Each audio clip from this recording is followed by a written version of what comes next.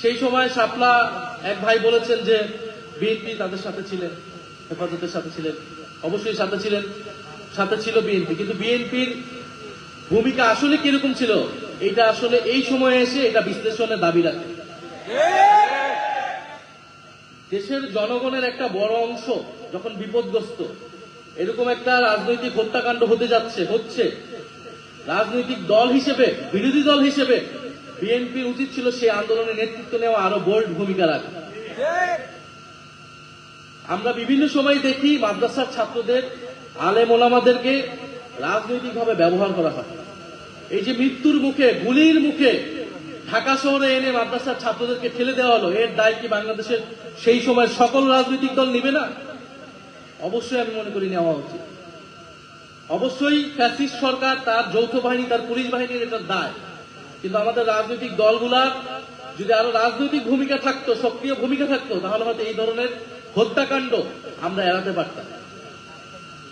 ফলে আমরা চাই না যে আমাদের আলেম ওলামা, আমাদের মাদ্রাসার ছাত্রদেরকে তাদেরকে গুটি হিসেবে ব্যবহার করা হোক, ক্ষমতার হাতিয়ার হিসেবে কেউ ব্যবহার করুক, এবং তাদেরকে সমাজে অপরায়ণ করে রাখা হোক, সমাজে আদার করে রাখা হোক। তারা এই সমাজেরই অংশ, তাদেরও নাগরিক অধিকার আছে, তাদেরও দাবি দেওয়া থাকলে তারা সেটা প্রকাশ করবে, সরকার সেটা বিবেচনা করবে, সরকার তাদের সাথে ডায়ালগ করবে যে সেই দাবি কতটুকু তারা মানবে, কতটুকু মানবে না। আমাদের মাদ্রাসার ছাত্র, আলেম ওলামা, তাদেরকে যে ভিন্নভাবে জঙ্গি হিসেবে চিত্রিত করা, এই প্রবণতা থেকে আমাদের সমাজ, আমাদের রাষ্ট্র, আমাদের শিক্ষিত সমাজ, রাজনৈতিক দল, আমাদের সবাইকেই বের হতে হবে। এবং আমি সংসদের শেষ বক্তব্য বলেছি, এই দেশের জঙ্গিবাদের উপাদান থাকতে পারে, জঙ্গি প্রবণতা যদি থাকে সেটাকে সঠিকভাবে চিহ্নিত করে সেটাকে আইনের ভিত্তিতে সমাধান করা উচিত।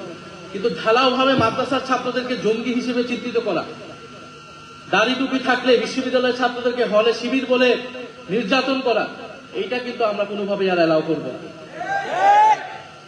এবং এই রাজনীতি শেখ হাসিনা সরকার করেছিল, এই রাজনীতি যাতে এই সরকার না করে, আমরা সরকারের প্রতি সেই আহ্বান জানাচ্ছি।